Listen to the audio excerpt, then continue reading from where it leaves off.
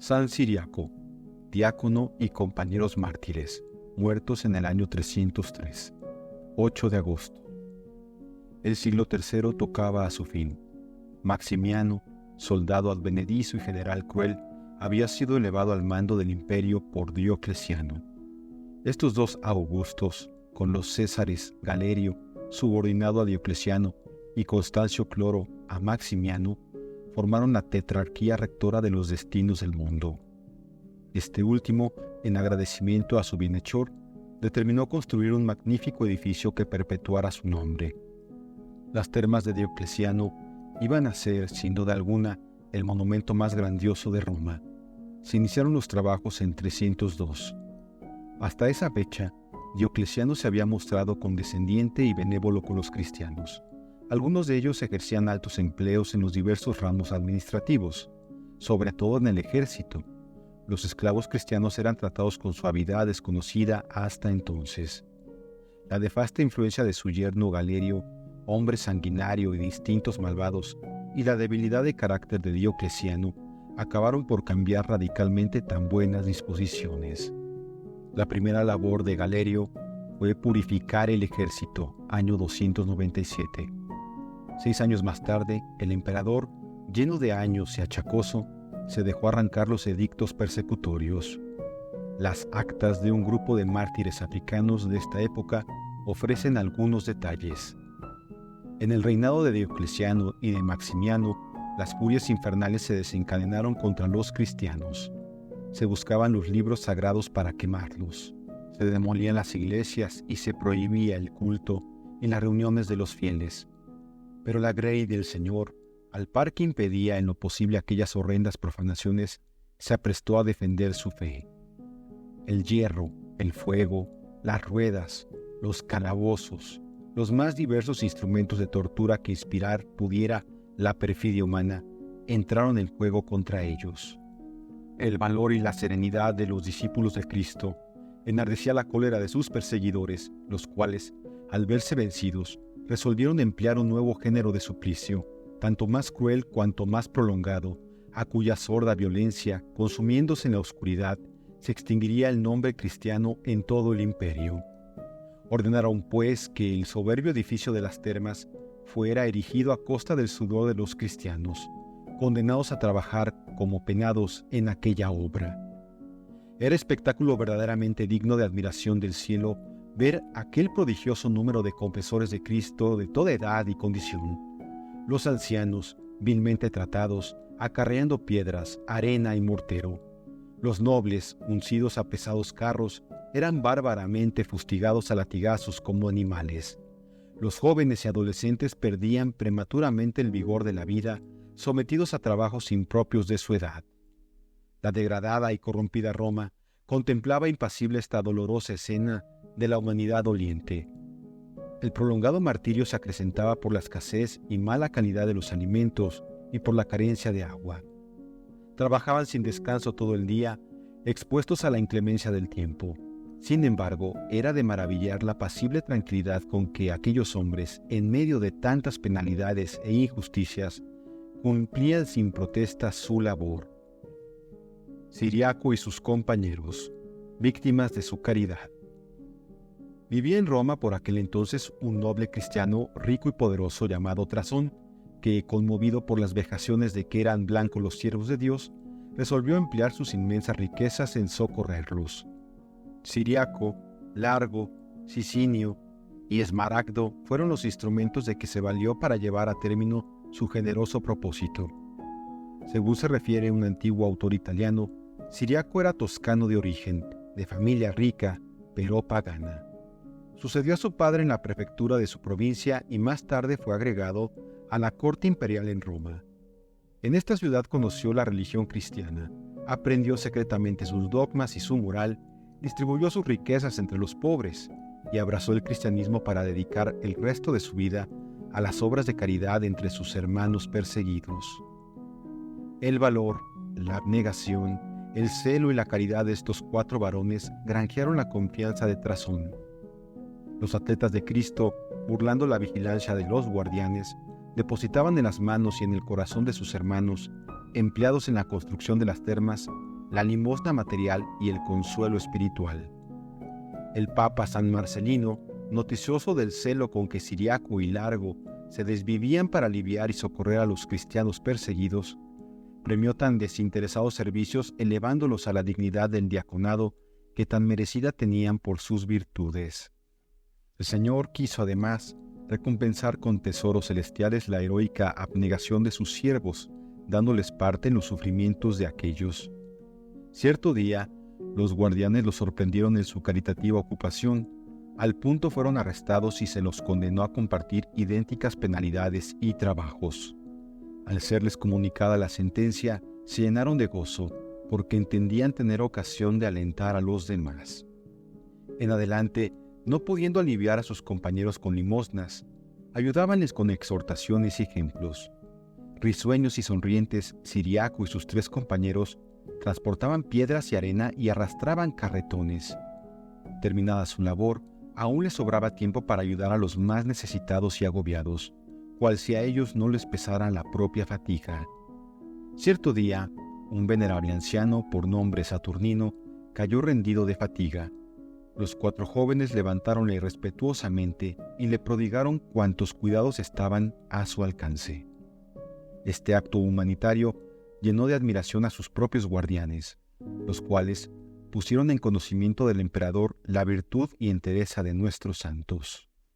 Maximiano, en vez de conmoverse, se irritó en extremo. Ordenó que los arrojasen sin demora a un oscuro calabozo y que allí los atormentasen sin piedad. Martirios de Sicinio y Saturnino.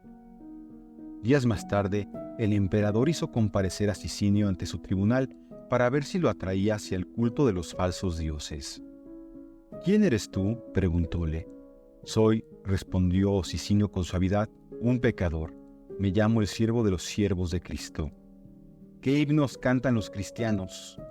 Si los conocieseis, conoceríais y adoraríais a vuestro Creador». «Por fortuna hay otro Creador que Hércules, el invencible».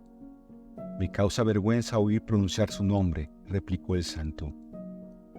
«Propongo a tu inmediata elección esta alternativa: sacrificar al dios Hércules o ser pasto de las llamas. Morir por Cristo es mi único deseo. Dichoso de mí si consigo la corona de la inmortalidad». Mortificado por semejante lenguaje, ordenó el emperador que le encerrasen en la cárcel mamertina, mas, creyendo vencer su constancia, sometióle más tarde a un nuevo interrogatorio. Al comparecer ante los jueces, viéronle rodeado de una luz celestial y se oyó una voz que decía: «Venid, benditos de mi Padre, recibid el reino que os tengo preparado desde el principio de los siglos». Aproniano, testigo de este milagro, se convirtió al cristianismo y recibió de manos de Sicinio las aguas bautismales. Algunos días después fue decapitado y su alma gloriosa voló al cielo con la falange de los mártires. Sicinio y su compañero Saturnino fueron conducidos de nuevo a la cárcel, donde instruían y bautizaban a numerosos paganos que los visitaban. Enterado de ello, Laodicio, prefecto de Roma, mandó que, cargados de cadenas y pies descalzos, compareciesen ante él. «¿Perseveráis?», aún dijo el prefecto, «en vuestras vanas y ridículas supersticiones y negáis la adoración a los dioses del imperio». «Nosotros, pobres pecadores», replicó Sicinio, «somos siervos de Cristo y por nada del mundo nos envileceremos adorando a los demonios». Entonces, Laodicio mandó traer el pebetero en que se ofrecía el incienso. «Confunda el Señor vuestra vanidad e idolatría», exclamó Saturnino. A esta voz cayó el ídolo en tierra y 2 soldados llamados Papías y Mauro, movidos por la gracia de lo alto, se convirtieron a la fe cristiana. «Verdaderamente», exclamaron, «el Señor Jesucristo que adoran Sicinio y Saturnino es el único Dios verdadero». Ebrio de cólera, el juez ordenó que extendiesen a Sicinio y Saturnino en el Eculeo y que fuesen golpeados con nervios de toro y varas flexibles. Sufrieron bárbaros tormentos sin dejar de repetir: «Gloria a ti, Señor de los cielos y tierra, que nos concedes la gracia de ser contados entre tus siervos». Y dirigiéndose a los verdugos les decían: «¿Es posible que el demonio os haga ser tan crueles?». Estas palabras enfurecieron más al tirano Laodicio, que mandó romperle las mandíbulas con piedras y quemarlos a fuego lento con antorchas encendidas. Estos suplicios no alteraron la paz y la alegría que se traslucía en sus rostros. Laudicio, vencido, ordenó que los decapitasen, lo cual ejecutaron los verdugos en la vía Nomentana. Como inocentes corderos se prestaron al sacrificio que les abría las puertas de la eterna gloria. Papías y Mauro fueron arrastrados bárbaramente hasta la misma vía.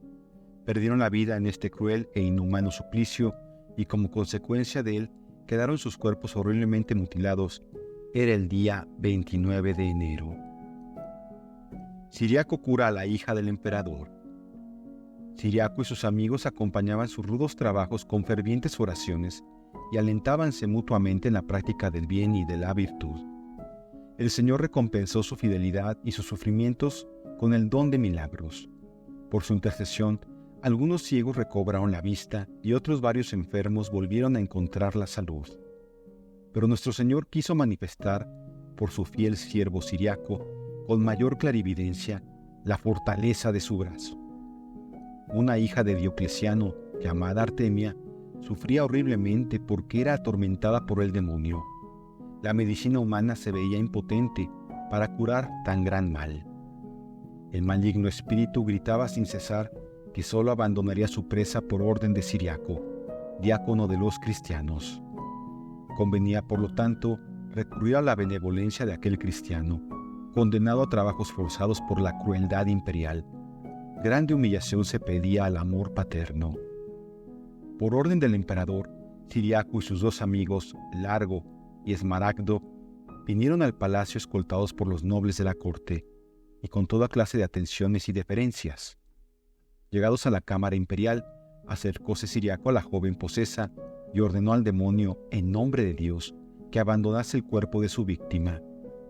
«Si me arrojas de aquí», replicó el demonio, «haré que vayas a Persia». La diabólica predicción tuvo cabal cumplimiento, para confusión suya y mayor gloria de Dios. El demonio cedió al poder divino y la princesa fue libertada del inmundo espíritu. La emperatriz Prisca, cristiana en secreto según Lactancio, instruyó a su hija sobre los misterios de la fe y la bautizó sin el conocimiento de Diocleciano. Este, reconocido por aquel milagroso favor, concedió la libertad a Ciriaco, a Largo y a Esmaragdo, y mandó que les diesen una casa en Roma y se les guardase de toda clase de miramientos. Viaje a Persia. Al mismo tiempo que esto ocurría en Roma, Jovia, hija del rey de Persia, se halló poseída del mismo demonio. Presa de espantosas convulsiones, gritaba: «Solo el diácono Ciriaco que está en Roma puede socorrerme». El rey envió con urgencia emisarios al emperador Diocleciano, suplicándole que le enviase Ciriaco sin perder un instante. El emperador accedió gustoso a sus ruegos. Ultimados los preparativos del viaje y nombrada la comitiva imperial, emprendieron el camino de Persia, yendo con Ciriaco sus dos compañeros. Hicieron por mar parte del viaje, y saltando en tierra, no fue posible hacerles admitir el equipaje que se les daba para su comodidad. Caminaban los tres a guisa de peregrinos, con el bordón en la mano, sin dispensarse de sus acostumbradas penitencias, ayunando todos los días y cantando alabanzas al Señor. Cuando Ciriaco llegó al palacio del monarca persa, éste se arrojó a sus pies y le pidió humildemente la curación de su hija. El santo diácono le prometió atender a su demanda. Puesto en oración, prosternado en tierra y con el rostro bañado en lágrimas, mandó al demonio, en nombre de Jesucristo, que dejase libre a Jovia. Obedeció al instante y ante tamaño prodigio, así el padre como la hija se convirtieron y recibieron el bautismo, junto con más de 400 gentiles, testigos del estupendo milagro. El rey de Persia, en agradecimiento, quiso otorgarles ricos presentes, mas los austeros cristianos los rehusaron diciendo: «Los siervos de Cristo dan gratuitamente lo que gratuitamente han recibido. No hay aquí méritos nuestros, sino solo de Dios». Hermosa confesión del poder divino y de la debilidad humana. Para atender a los nuevos convertidos y confirmados en la fe, permanecieron en la corte de Persia 45 días, después de los cuales emprendieron el regreso a Roma. eran portadores de cartas laudatorias del rey de Persia para su colega Diocleciano, el cual les dispensó honroso recibimiento y los dejó después en absoluta libertad de acción. Nuevo arresto, el martirio y la sepultura. Los 3 confesores de Cristo aprovecharon de esta libertad y tolerancia para proseguir repartiendo la limosna espiritual entre los pobres desgraciados y para frecuentar las reuniones cristianas. Mas esta paz pasajera preparaba furiosa tempestad. Diocleciano, viejo y achacoso, fijó su residencia en Nicomedia, Asia Menor, y dejó a Maximiano al cuidado del occidente.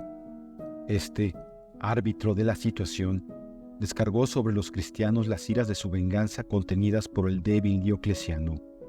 No se había olvidado de Ciriaco, Largo y Esmaragdo, los cuales fueron arrestados y encarcelados nuevamente.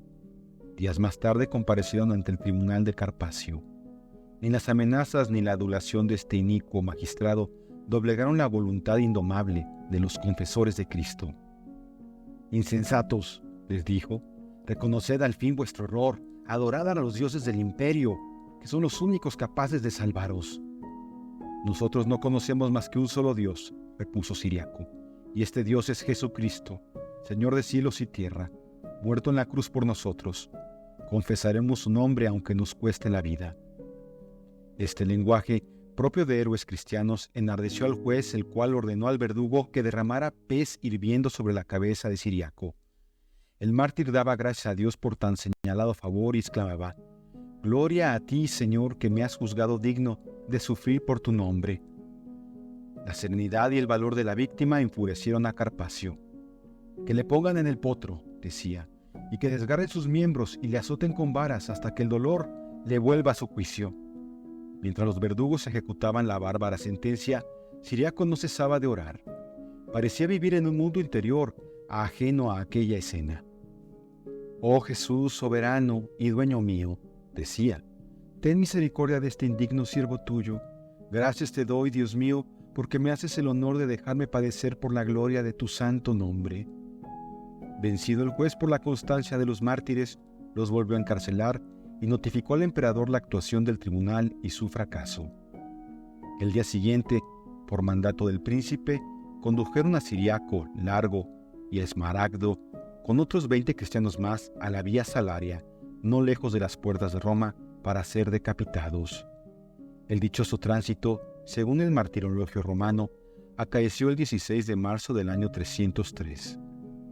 Los sagrados cuerpos fueron recogidos por un santo sacerdote llamado Juan y enterrados cerca de esta misma vía, excepto el de San Ciriaco, que a ruegos de Lucina, rica y piadosa dama romana, fue colocado en la catacumba que ella misma había hecho construir en el camino de Ostia.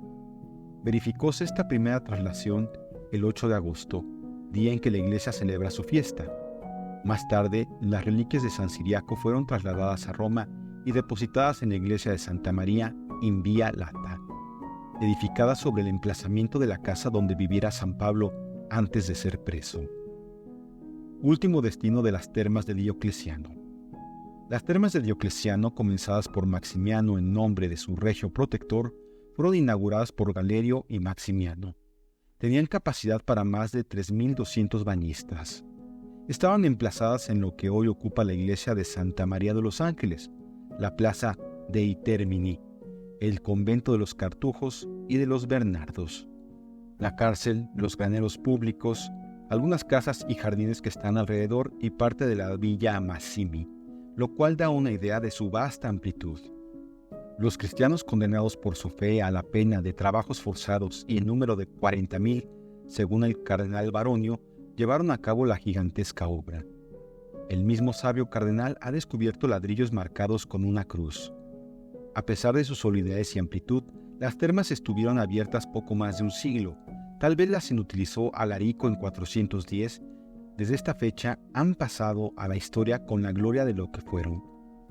Parece que el dedo de la providencia ha querido borrar en gran parte las huellas de este monumento que excitaba con justicia la indignación del pueblo cristiano y civilizado como recuerdo de un crimen de lesa humanidad.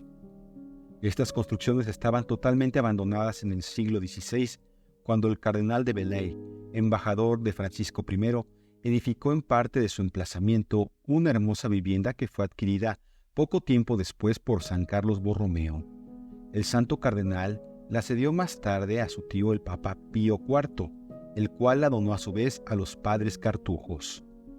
Las partes principales de estas construcciones, santificadas por los sudores y padecimientos de los discípulos de Cristo, y que aún hoy desafían la implacable mano del tiempo, son el Laconicum, que hoy sirve de entrada a las ruinas, el Caldarium, transformado por Miguel Ángel en la iglesia de Santa María, la Natatio o Frigidarium, convertido en coro de la misma iglesia, y finalmente, inmensas ruinas esparcidas en los jardines de los cartujos. Detrás de la basílica se halla el convento de los monjes, con un claustro maravilloso que pregona las grandezas del arte cristiano. Sobre las ruinas de las termas de Diocleciano se construyó asimismo el vasto hospicio de Santa María de los Ángeles, fundado por el Papa Pío VII, donde se educaban más de 450 niños y 500 niñas. De tal forma, aquellos muros seculares, levantados en otro tiempo por la mano de los mártires y santificados por sus padecimientos y su sangre, convirtiéronse por admirable disposición de la providencia en asilo de la oración y de la caridad, y de lo que fuera un día gloria y pregón para aquellos inhumanos gobernantes, habían hecho los cristianos un monumento a la virtud y a la gloria de Dios. Que tal suele acabar el empeño orgulloso de los tiranos, para quienes no existe otra ley que sus propios desvaríos, ni otra inspiración que la insolente vanidad de sus errores.